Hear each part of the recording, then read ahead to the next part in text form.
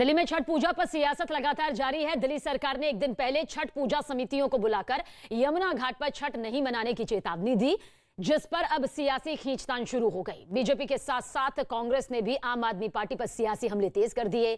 दिल्ली सरकार के फैसले के बाद प्रवेश वर्मा ने आज सुबह 11 बजे से छठ पूजा पूरी होने तक आईटीओ के यमुना घाट पर रहने का दावा यहां पर कर दिया है। तो सियासी खटपट देखिए किस तरह से नजर आ रही है। और ये जो सफेद झाग आपको नजर आ रहा है वो यमुना का वो जहरीला पानी है, प्रदूषित पानी है, जिसे लेकर छठी व्रती महिलाओं ने जिस तरह से डुबकी लगाई, उससे ये सियासी बवाल और भी ज्यादा मच गया।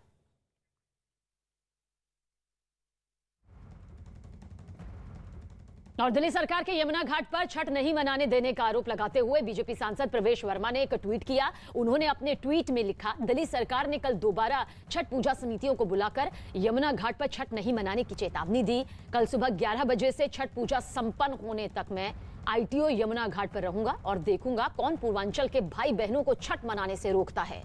छठी मैया की जय। और छठ घाट से हमारे साथ हमारे सहयोगी मौजूद है, दीपक मौजूद है और साथ ही जावेद भी मौजूद है। जावेद, पहले आपकी तरफ रुख करेंगे, आप आईटीओ में मौजूद है। बीजेपी की तरफ से तो देखिए साफ कर दिया गया है कि कोई जितना रोकना चाहे वो रुकेंगे नहीं और यहां पर छठ मनाकर ही रहेंगे। क्या तस्वीर यहां से बनती और बिगड़ती नजर आएगी आज? देखिए, आईटीओ छठ घाट पर पहुंचने का ऐलान बीजेपी के सांसद प्रवेश वर्मा ने किया है। और जो छठ घाट है आईटीओ पर, उसकी तस्वीर में अगर आपको दिखाऊं तो देखिए बैरिकेड्स इस रास्ते पर लगा दिए गए हैं। अर्धसैनिक बलों की यहां पर तैनाती है। आईटीबीपी यहां पर तैनात आपको नजर आएगा। दरअसल यहां यमुना किनारे डीडीएमए ने छठ पूजा पर बैन लगाया है।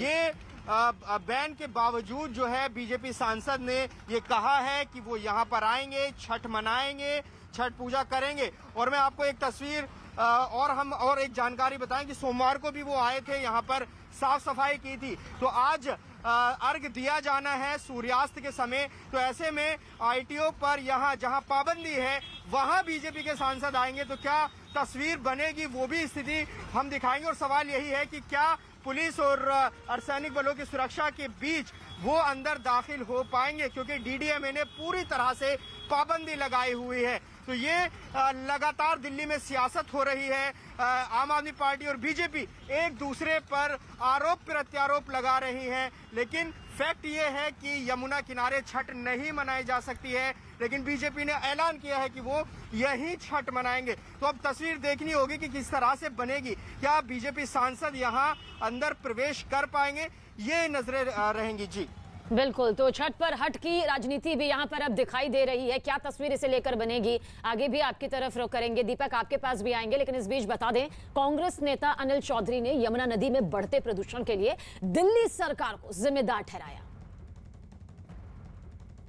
शर्म आना चाहिए अरविंद केजरीवाल को। अब दिल्ली के मुख्यमंत्री हैं, 7 साल से आप मुख्यमंत्री बन के बैठे हैं। आप जिस तरह की भाषा बोल रहे हैं, एक तरह से ये कहीं यूटर्न वाला जो मुख्यमंत्री है, हम बार बार बोल रहे हैं। अरविंद केजरीवाल के मैं आपको बयान सुनाता हूं, ये मैंने नहीं कहा। 2015 में जब अरविंद केजरीवाल मुख्यमंत्री बन गए थे, उन्होंने 5 साल का समय मांगा था। मैं उन्हीं के बयान आपके चैनल ANI के द्वारा ही रिपोर्टिंग की गई थी। फिर 2015 नवंबर में बोलते हैं, 2019 में बोलते हैं, फिर 2020 में समय मांगते हैं। ये मैं नहीं बोल रहा हूं, ये अरविंद खुद बोल रहे हैं। हमने कई बार, जिस तरह से राहुल जी केंद्र सरकार देश के प्रधानमंत्री जी को सुझाव देने के लिए पॉजिटिव वे में देश की तरक्की के लिए, देश की बेहतरी के लिए सुझाव देने के लिए हमेशा तत्पर रहे, लेकिन वो अफसोस है कि ये सरकारें, सत्ता में बैठी सरकारें दुश्मन समझती हैं देश के नागरिकों को। वैसे ही मैं कहना चाहता हूं, दिल्ली के मुख्यमंत्री जब कोविड में फेल पाए गए, तब हमने कितने प्रस्ताव भेजे, हम सुझाव देने के लिए ऑल पार्टी मीटिंग की भी हमने गुजारिश की। वही रवैया केजरीवाल साफ करें। और लगातार हम बोल रहे हैं, संघ ही केजरीवाल की तरह ये एक्ट कर रहे हैं केजरीवाल साहब, और उनकी बी टीम बनकर के काम कर रहे हैं। ये दिल्ली का मसला है। इस दिल्ली को 15 साल शीला जी ने दिए, कांग्रेस ने दिए, इस दिल्ली को बेहतर शहर बनाने का योगदान दिया। आज भी हमारे पास, हमारे नेताओं के पास वो सजेशन है। जैसे ये खुद कहते थे, मुख्यमंत्री बनने से पहले सवाल खड़ा करते थे, सुझाव देने की बात करते थे। अब सो क्यों गई? 7 साल हो गए। अब अरविंद को सवाल नहीं पूछने का हक, अब तो उनको जवाब देना होगा। यमुना नदी में बहते जहरीले झाग पर केंद्रीय जल शक्ति मंत्री गजेंद्र सिंह शेखावत ने भी दिल्ली सरकार को आड़े हाथों लिया। उन्होंने यमुना की सफाई पर दिल्ली सरकार से सफाई देने की मांग की। मां और बहनें नदी के जल में प्रवेश करके सूर्य भगवान को अर्घ चढ़ाती हैं। उसका दर्द आप आसानी से महसूस कर सकते हैं कि उस पानी के गंदे पानी में, झाग से भरे हुए, फेन से भरे हुए पानी में अपनी जान को जोखिम में डाल करके उसको उतरना पड़ता है। और उसके ऊपर उसकी आज उस दुर्भाग्य के पीछे जो जिम्मेदार हैं वो लोग उल्टा उन्हीं माताओं बहनों को कहें कि उनके जाने से पॉल्यूशन और बढ़ेगा। मुझे लगता है कि इससे ज़्यादा दुर्भाग्यपूर्ण और कुछ नहीं हो सकता और इससे ज़्यादा पापपूर्ण कथन कुछ नहीं हो सकता।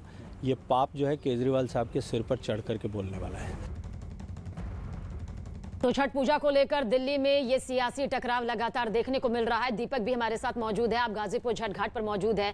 दीपक, इस सियासी टकराव के बीच, छठ पर हट की राजनीति के बीच किस तरह से आज श्रद्धालु, वो भक्त, वो व्रती महिलाएं नजर आने वाली हैं जिनकी बस यही उम्मीद है कि आस्था की इस डुबकी में कोई खलल ना पड़े। बिल्कुल निश्चित तौर पर सबीना, देखिए आस्था जरूरी है और इसको लेकर पहले से ही तैयारियां चल रही थी। हालांकि सियासी घमासान जरूर पिछले कुछ दिनों से मचा हुआ था, लेकिन छठ पर्व पर जो तैयारियां हैं, हम इस वक्त गाजीपुर बॉर्डर के पास गाजीपुर से दिखाएंगे क्योंकि दिल्ली का गाजीपुर पूर्वी जिले में पड़ता है और यहाँ पर दिल्ली पुलिस ने साफ मना किया है, दिल्ली सरकार की तरफ से कोई परमिशन नहीं है, लेकिन लोग अपनी आस्था के लिए यहाँ पर आए हैं। सुबह से छठ घाट में पूजा की तैयारियां चल रही है। देखिए दूर दूर तक आपको इस इलाके में दिखाई देंगे लोग। जो गाजियाबाद की जो नहर है उसके पार में ही गाजीपुर की नहर है जो दिल्ली में पड़ती है। आप यहाँ पर आए हैं। अंकल जी, आप ये बताइए, सुबह से आप यहाँ पर हैं और यहाँ तो सरकार ने मना कर रखा है, पुलिस ने भी मना कर रखा है, पूजा नहीं होगी। पुलिस मना कर रखा है, रखा तो है, लेकिन जनता बोल रही कि नहीं अलाउ हो गया, होगा। तो मतलब आप यहाँ पर पूजा करेंगे, छठ पूजा करेंगे? छठ पूजा तो बनाया गया है, किया गया उसी के लिए। सरकार ने कहा है कि कई घाट बनाए गए हैं, 800 घाट बनाए हैं, आप वहाँ पूजा करिए। यहाँ पर डीडीए में क्या दूर दराज जिसके पास पैसा है, ये है, वो तो पहुँच जाएगा। जिसके पास नहीं है, पैसा नहीं है, शक्ति नहीं है कि टेम्पू ऐसी से ले जाके दूर दराज कर सके, वो कहाँ जाएगा? तो इसलिए आप लोग यहीं पूजा करेंगे? हाँ, हम लोग हर एक साल यहाँ करते हैं, लेकिन इस बार मना किया गया था। देखिए इनका ये कहना है कि सुबह से जो आए हैं यहाँ पर से मैं दिखाऊंगा, दूर तक लोगों ने अलग अलग जो घाट हैं ये यहाँ पर बनाए हैं क्योंकि पूजा यहीं पर करनी है। और एक इस तरफ आप लोग देखेंगे जो रिक्शा बाइक में लोग खड़े हैं, ये सब लोग इंतजार में है कि काश यहाँ पर पुलिसकर्मी कोई होता और उन्हें परमिशन दी जाती, क्योंकि इन सभी को यहाँ पर पूजा करनी है। और ये पूरा इलाका जो है गाजीपुर के पास का, ये सारा दिल्ली में आता है। और इस नहर के पास देखिए, नहर में पानी भी बाकायदा छोड़ा गया है और उसके बाद यहाँ पर लोग तैयारी कर रहे हैं। लेकिन अभी तक यहाँ पर कोई, ना ही एमसीडी का कोई अधिकारी पहुंचा, ना ही दिल्ली पुलिस की तरफ से हमें कोई बताने आया है और ना ही इन लोगों को बताया जा रहा है। लेकिन यहाँ पर तैयारियां जो है जोर शोर से है। 12 बजे के बाद यहाँ पर जोर शोर से की जा रही है और अगर यही तैयारियां सिस्टम के जरिए की जाती तो और कितनी बेहतर तस्वीर यहाँ पर नजर आती। उधर दिल्ली सरकार ने भी यमुना में प्रदूषण की वजह से हो रहे जहरीले झाग को हटाने के लिए देखिए किस तरह से नावों को काम पर लगा दिया और लगातार इस झाग को हटाने की कोशिश की जा रही है। तस्वीर आपके सामने।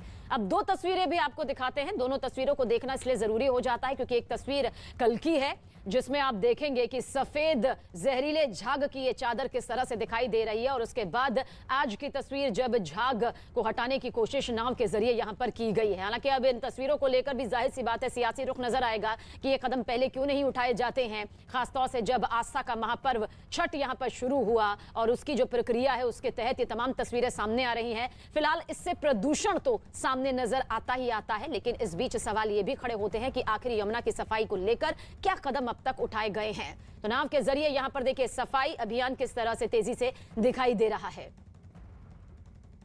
और उधर छठ पूजा की तैयारियां तेज हो गई। लोग छठ पूजा के लिए जी जान से इस बीच छठ मनाने वाली जो महिलाएं हैं अपनी तैयारियों में व्यस्त नजर आई। सुबह से ही कुछ महिलाएं पूजा के लिए पकवान बनाते हुए दिखाई दी। छठ पूजा के लिए गुड़ वाले ठेकुआ का खास महत्व है, इसके साथ ही कई चीजें भी बनाई जाती है। गुड़ वाले ठेकुआ का जिक्र हमने यहाँ पर किया है। इस सफाई का भी पूरा ध्यान इस दौरान रखा जाता है। काफ़ी टाइम से सोच रही थी कि मुझे भी करना है, तो इसलिए ये भी एक कारण था करने का और कुछ बाना भी था जो पूरा हुआ, फिर उसके बाद मैंने शुरू किया। तो छठ पर एक तरफ जहां सियासी खटपट जारी है तो दूसरी तरफ आप देखिए किस तरह से यहां पर व्रती महिलाएं जो हैं पूरी साफ सफाई के साथ अपने व्रत की जो ये प्रक्रिया है, जो रीति रिवाज है, विधि विधान है, उसके साथ में प्रसाद की ये पूरी तैयारियां यहां पर दिखाई दे रही है।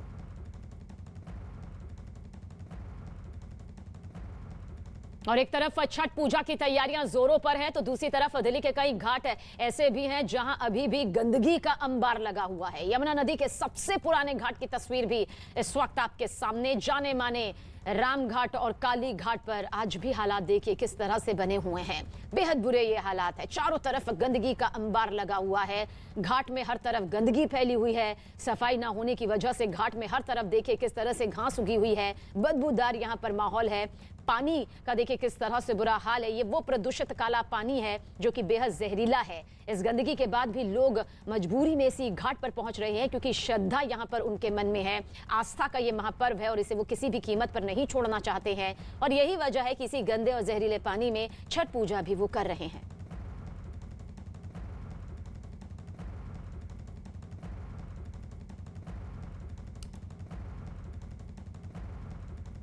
तो वहीं बीजेपी नेता मनोज तिवारी ने यमुना में बढ़ते प्रदूषण और उसकी वजह से छठ व्रतियों को हो रही समस्या को लेकर दिल्ली सरकार को कुछ इस तरह से घेरा।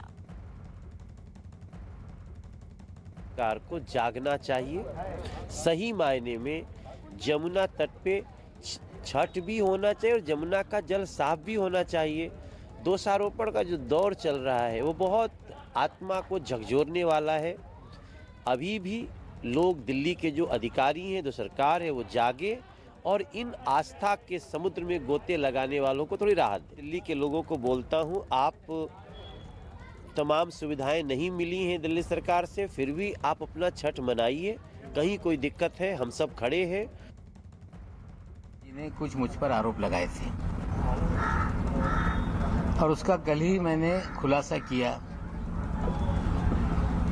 लेकिन कुछ अधिक जानकारी मैं देना चाहता हूं। जो देवेंद्र जी ने कहा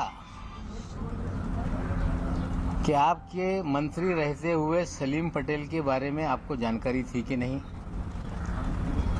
2005 में मैं मंत्री पद पे नहीं था। आर पाटिल जी के साथ उनकी वीडियो वायरल हुई थी, ये सवाल आपने खड़ा किया। हमने मुनीरा से संपत्ति लेने के बाद सलीम पटेल की वो वीडियो वायरल हुई थी और सलीम पटेल ने उन सारे अखबार और चैनलों पे जिन लोगों ने दाऊद से उसका कनेक्शन बताया था उन पे डिफेमेशन सूट फाइल किया था। और 5 महीने पहले मैंने जानकारी ली सलीम पटेल का देहांत हो गया और सलीम पटेल ये मुनीरा का पावर ऑफ अटॉर्नी था।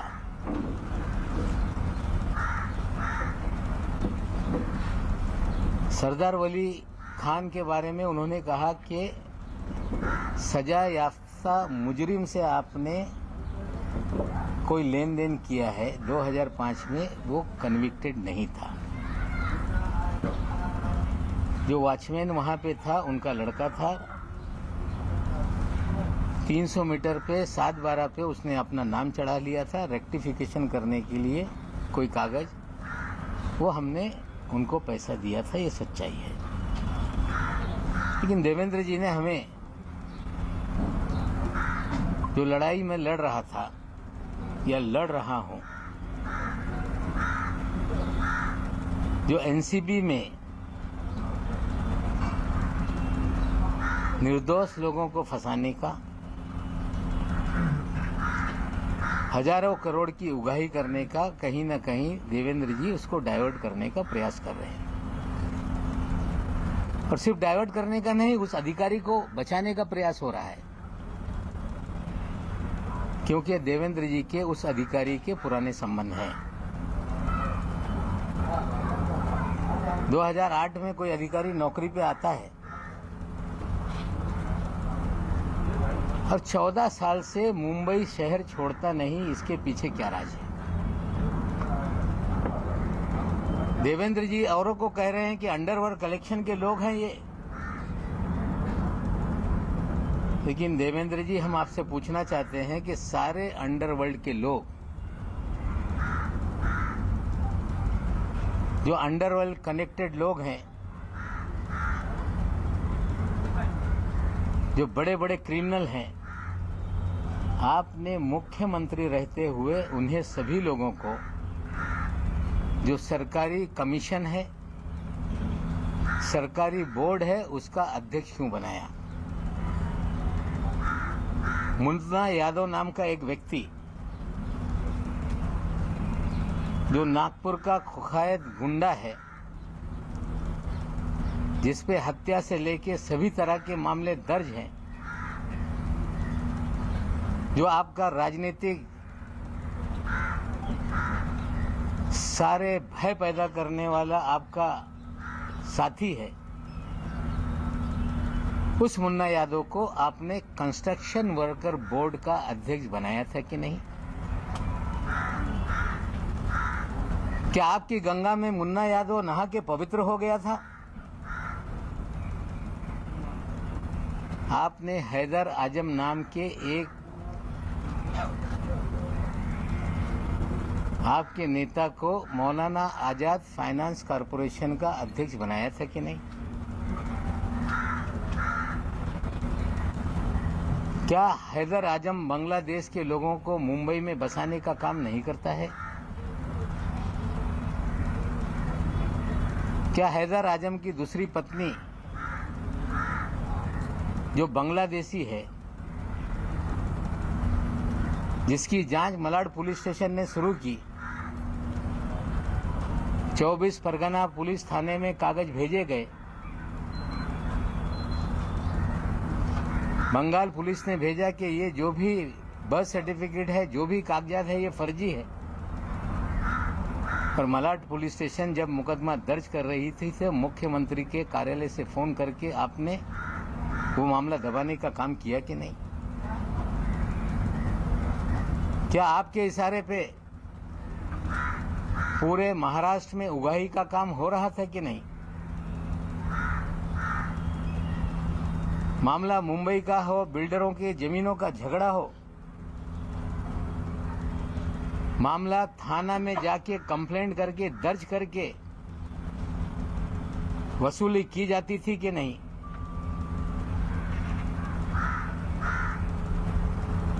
जमीन मालिकों को पकड़ के लाते थे और सारी जमीनें अपने नाम पे लिखा ली जाती थी, ये सच है कि नहीं? क्या आपके कार्यकाल में विदेश से लोगों को फोन आते थे, कुख्यात गुंडे फोन करते थे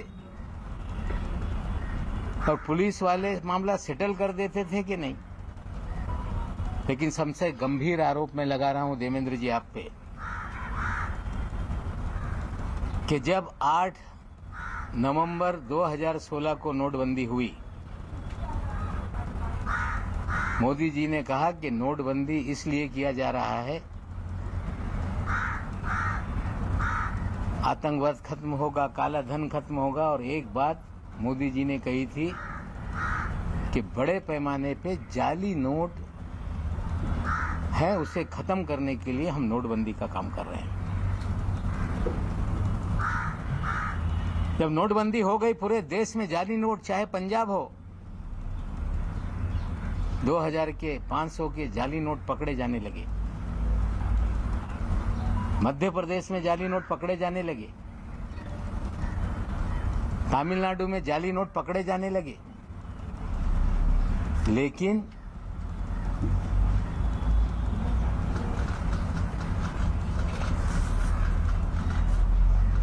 आठ अक्टूबर 2017 तक, लगभग 1 साल तक महाराष्ट्र में जाली नोट का एक भी मामला सामने नहीं आया, क्योंकि देवेंद्र जी के प्रोटेक्शन में जाली नोट का खेल इस महाराष्ट्र में चल रहा था। 8 अक्टूबर 2017 को डायरेक्टर इंटेलिजेंस रेवेन्यू ने बीकेसी में एक छापेमारी की, जिसमें 14 करोड़ 56 लाख रुपए के जाली नोट पकड़े गए।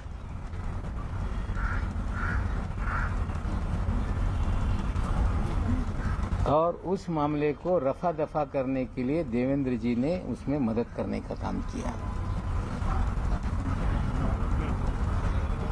14 करोड़ 56 लाख रुपए डीकेसी में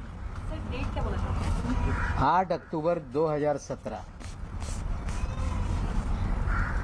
साथियों, जाली नोट का नेक्सस आईएसआई पाकिस्तान दाऊद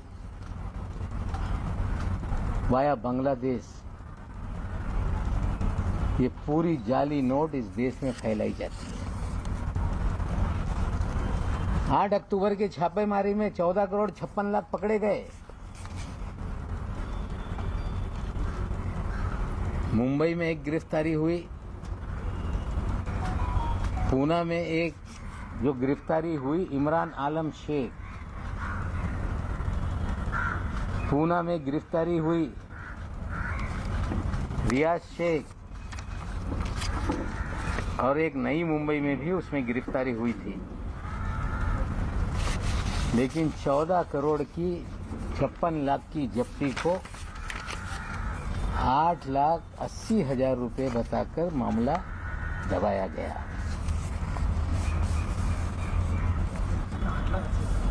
8,80,000 बताकर मामला दबाया गया। पाकिस्तान की जाली नोट भारत में चले,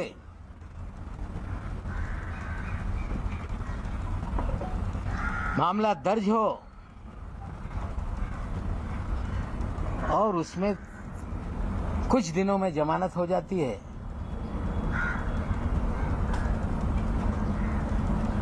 मामला एनआईए को नहीं दिया जाता। नोट कहां से आ रही थी उसके अंतिम जांच कभी आगे नहीं बढ़ती,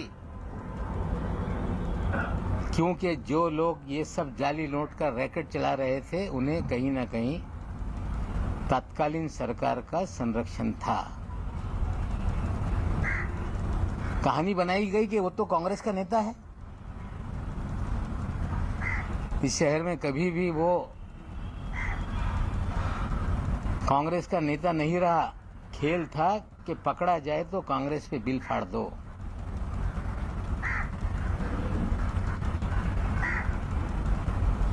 और जो आलम शेख था, इमरान आलम शेख, ये माइनॉरिटी कमीशन 6 महीने के बाद जिसको हाजी अरफात शेख को चेयरमैन बनाया गया, उसका ये छोटा भाई है। हाजी अरफात शेख जिसे देवेंद्र जी ने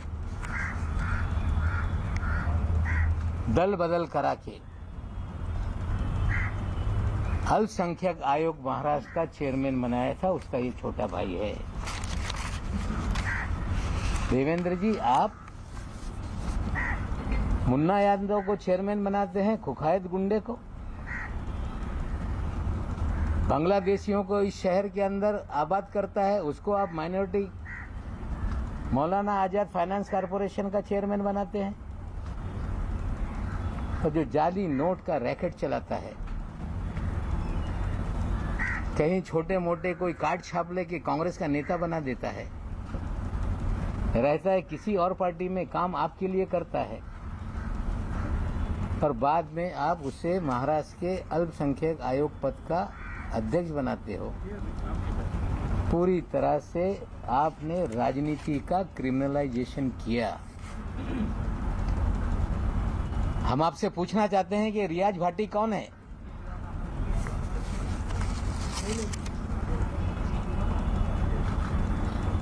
उनतीस अक्टूबर को सहार एयरपोर्ट पे जाली पासपोर्ट के साथ पकड़ा गया,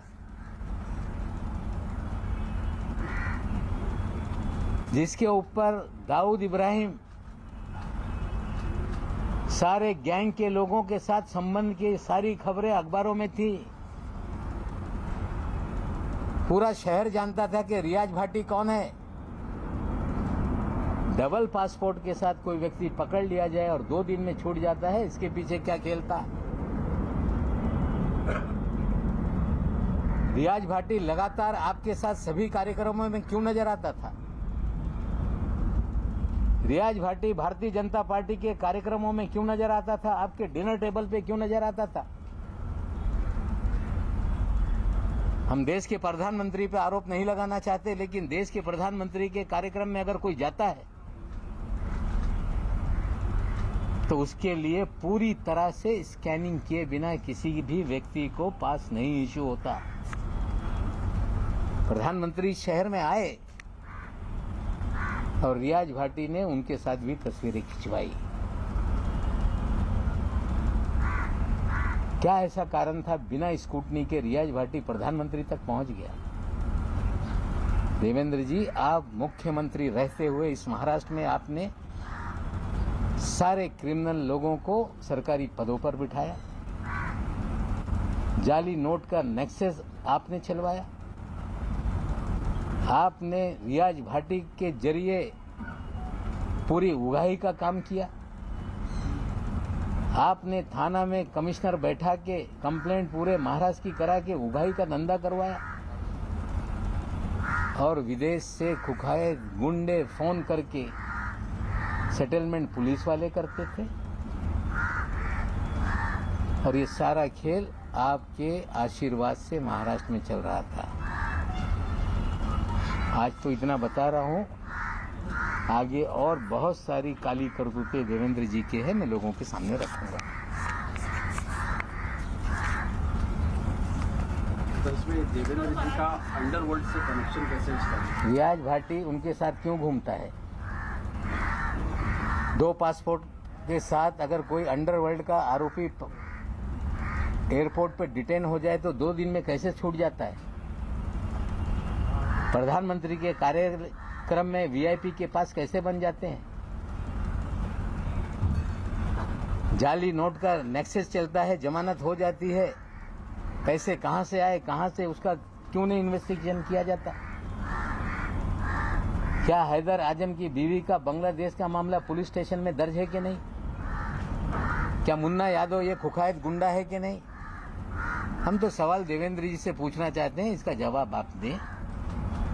अगर ये झूठ है तो बताएं कि नवाब मलिक मुन्ना यादव के बारे में झूठ बोल रहा है। सवाल तो आप पूछ रहे हैं, लेकिन महाराष्ट्र में फिलहाल आप ही की अलायंस वाली सरकार है, होम मिनिस्ट्री एनसीपी के पास है, तो रियाज भाटी फरार है, मुन्ना यादव पे मुकदमे हैं, मामला डीआरआई का है। जो एजेंसियां केंद्र की काम से हम सवाल खड़ा कर रहे हैं कि इसको फिर से देखो कि जाली नोट का नेक्सस पाकिस्तान से कैसे लिंक है, ये भी देखना पड़ेगा। पार्टी का किस अंडरवर्ल्ड से संबंध मामले में पाकिस्तान का कोई लिंक जिसका आप आरोप लगा रहे हैं कि मामला रफा दफा किया गया? जब 14 करोड़ 56 लाख पकड़े गए, जाली नोट का मामला था, तो क्या ऐसा हो गया कि तुरंत, क्या ऐसा था कि जांच आगे नहीं बढ़ी? पकड़ा था उसके भाई को आपने अल्प सुनाया, और ये योगा कि उस समय भी उस केस का जो इंचार्ज था वो भी समीर दाऊद वानखेड़े ही था। केस का? जी, जो इंचार्ज था वो भी समीर दाऊद वानखेड़े ही था। नोट केस का? जी, ते डीआरआई मध्ये ही केस झाली होती। ये मामला डीआरआई में हुआ था, और मैं आपको बता दूं कि जो 14 साल से वानखेड़े साहब जो मुंबई में लगातार पोस्टिंग रहे, उनकी posting joint commissioner intelligence revenue की 1 जुलाई 17 को हुई, और उस समय उनके ही पास ये डिपार्टमेंट था। ये छापेमारी या जो भी कार्रवाई हुई थी डीआरआई ने की थी, और केस को हल्का करने के लिए यही अधिकारी के जरिए देवेंद्र जी ने सारी मदद की थी। हाजी अरफात के भाई का मामला रफा दफा करवाया था। ये कोई इंसिडेंट हो सकता है, लेकिन एक ही अधिकारी जिसके ऊपर गंभीर मामले चल रहे हैं, 2-2 एसआईटी जांच कर रही है, विजिलेंस की जांच हो रही है और उससे ध्यान भटकाने का खेल कहीं तो नहीं, ये भी सवाल खड़े होते हैं। रियाज भाटी पीएम तक कैसे पहुंचे? तो मैं पूछना चाहता हूं कि किसी भी प्रधानमंत्री के कार्यक्रम में पहुंचने के लिए पूरी तरह से स्टेट की इंटेलिजेंस एजेंसियां, केंद्र की इंटेलिजेंस एजेंसियां उस व्यक्ति का पूरा स्क्रूटनी करती हैं। अगर जिसके ऊपर लगातार दाऊद इब्राहिम के संपर्क के मामले रहे हों और वो सीधे प्रधानमंत्री तक पहुंच जाए तो कहीं ना कहीं उसे किसी न किसी का आशीर्वाद था, जिसके कारण उस कार्यक्रम के भीतर तक वो गया। दाऊद इब्राहिम का आदमी रियाज भाटी है, आज फरार है। थाना में जितनी उगाही हो रही थी उसका भी वो कहीं ना कहीं एक उगाही के कार्यक्रम का हिस्सा था। बहुत सारे मुकदमे खुले हैं जिसमें रियाज भाटी आज फरार है। हमारे साथ कोई फोटो नहीं, भारतीय जनता पार्टी के नेताओं के साथ फोटो है। सर, परदेशातून काही फोन येत होते तुमचं असं म्हणणं आहे आणि पोलीस त्याच्यामध्ये मध्यस्थी करत होतं, समजू शकेल का ते पोलीस कोण मध्ये? नाही, त्याच्या बाबतीत काही तपास सुरू आहे, त्याच्यावर मी भाष्य करू इच्छित नाही। सर देखिए प्रेस कॉन्फ्रेंस तक ठीक है, पर एंड आई राइटली सेड कि काउंटरफीट का डीआरआई के पास है, बट फिर भी as I earlier also said कि होम मिनिस्ट्री आप ही के पास में है, अगर आपकी पार्टी के पास में है, स्टिल आप लोग कोई इंक्वायरी जो एलिगेशन देवेंद्र फडणवीस पे लगा रहे हैं, एटलीस्ट स्टेट इंटेलिजेंस एजेंसी तक जो लिमिटेड है वो वाला पार्ट आप लोग इन्वेस्टिगेट कर सकते हैं, राइट? तो are you going to write to your own the home minister who is from your देखिए, मैं अगर इस तरह से चीजें करूंगा तो लोग कहेंगे कि नवाब मलिक लोगों को फंसा रहा है। सर प्रेस कॉन्फ्रेंस में हम बता रहे हैं, देखते हैं कितनी ईमानदारी से चीजें फिर शुरू होती है। रियाज भाटी को लेके देखते हैं क्या सफाई आती है। सर, रियाज भाटी को पॉलिटिकल लॉबीज बताया जा रहा है और लगभग सारी पार्टियों के नेताओं के साथ उसकी फोटोज लाइव सारे ग्रुप में शेयर की जा रही है, आपकी पीछे के पैरेलल। तो नहीं, देखिए ऐसा है, रियाज भाटी किसके साथ तस्वीर उतार रहा है ये सवाल नहीं है। सवाल ये है कि 2 पासपोर्ट के साथ अगर कोई एयरपोर्ट पे क्रिमिनल पकड़ लिया जाए तो 2 दिन में कैसे छूट जाता है। सर, लेकिन आप लोगों का नेक्स्ट सवाल ये है कि प्रधानमंत्री के कार्यक्रम में कैसे एक्सेस मिल जाती है।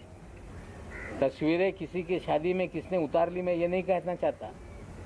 किसी नेता के साथ उसकी तस्वीरें, ये आरोप मेरा नहीं। मेरा आरोप है कि 2 पासपोर्ट, जाली पासपोर्ट के साथ मुंबई एयरपोर्ट पे पकड़ा गया एक कुकैद गुंडा, 2 दिन में जमानत हो गई। जमानत तो अदालत से हुई होगी। एक कुकैद गुंडा जिसके ऊपर लगातार आरोप थे, प्रधानमंत्री के कार्यक्रम के भीतर जो वीआईपी का पूरा अरेंजमेंट था उसमें कैसे पहुंचा। पूरी तरह से देवेंद्र जी का संरक्षण उसको था।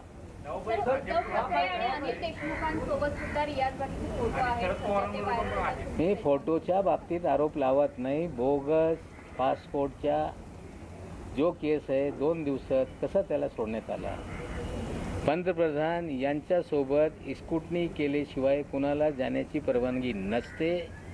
हे त्यांना ॲक्सेस देण्यामागे कोण होतं हे माझे प्रश्न आहे। सर, मामला हुआ है अनिल देशमुख, उद्धव ठाकरे यांच्यासोबत देखील फोटो आहे, तुम्ही या प्रकरणाची चौकशी करण्याची नाही, फोटोवर मी कधी आरोप लावत नाही। माझ्यासोबत पण कोणी येईल, फोटो काढून जाईल। सार्वजनिक जीवनात लोकांच्यावर फोटो लोक काढताय। मुन्ना यादव हे शासकीय समितीवर अध्यक्ष होते की नाही?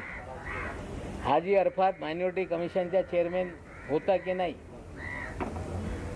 आजम हैदर हे मौलाना आझाद फायनान्स कॉर्पोरेशनचे चेअरमॅन होते की नाही?